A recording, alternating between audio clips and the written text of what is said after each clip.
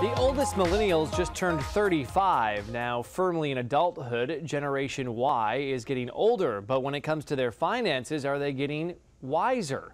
Jeanette Mack is the Assistant Vice President of Navy Federal, and she joins us today to discuss and identify opportunities for millennials to meet their financial goals. Good morning and welcome. Survey finds that a significant number of millennials are not financially on track. How can millennials start meeting their financial goals?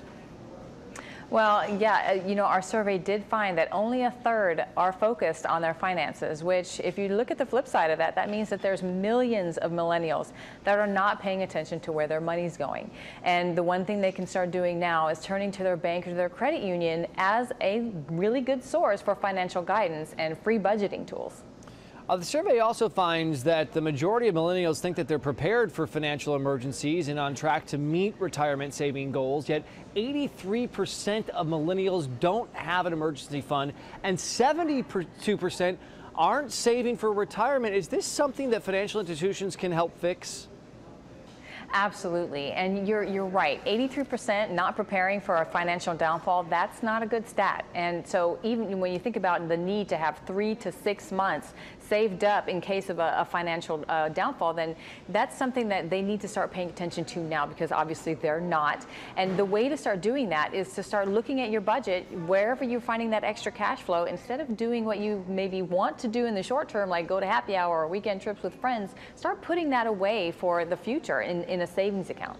So it seems millennials know what their financial goals are, with 9 out of 10 millennials saying saving is top priority, but they're not sure exactly how to do so. So is there a silver lining here? Yes, absolutely. That means that there's light at the end of the tunnel.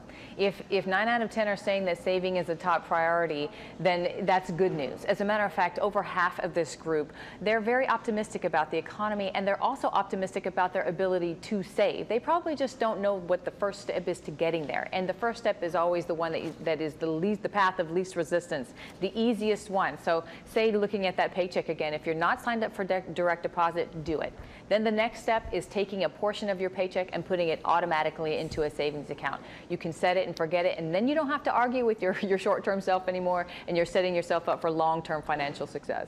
The percentage of millennials are relying on financial providers for guidance from everything from debt consolidation to credit management is in the teens. How are they getting advice about money matters? Well, actually, only 17% are actually relying on financial providers for savings advice. And our research says that they're turning to their personal contacts for that advice. And so we can take that to mean maybe it's their parents or maybe it's their friends. And if it's their parents, that might not be such a bad thing if they did well financially speaking. But if it's their peers, then our survey says that that's probably not the best place to go. I mean, they're not, a third of them only focused on their finances, not a good place. So turning to a sound place for financial solutions is going to be the place to go, and that's your bank or your credit union. And what do you see as the most important resource for millennials that they need to take advantage of to meet their financial goals?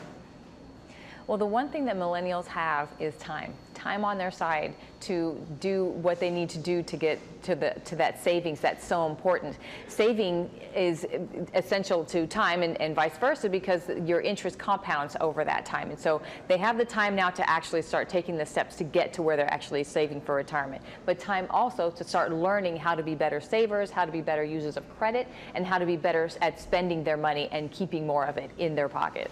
And this was an interesting part of the survey. What were some of the differences in the financial habits of military millennials versus general population millennials? Well, the military millennials are actually on a better financial footing than their counterparts in the general population. And it's probably because they're moving into careers a lot sooner, which means they're getting paychecks a lot earlier. So they're having to establish household budgets and handle money at a faster pace than the general population. So what you're seeing there is that they're financially more mature than their counterparts. And where can people go for more information on everything you guys discussed here today? There's some really great information. Thank you. So Navy Federal has actually created a microsite called Making Sense. It is dedicated solely to the financial education of millennials especially. You do not have to be a member of Navy Federal to use it. I'd say go on there, learn how to go from not knowing anything at all to being better about using credit, going to get your first credit card, maybe your first car loan, or even your first home loan. Jeanette, thank you so much for your time today. We really appreciate it. And we're going to have more of Let's Talk Thank you Live for coming up having me. right after the break. Stay with us.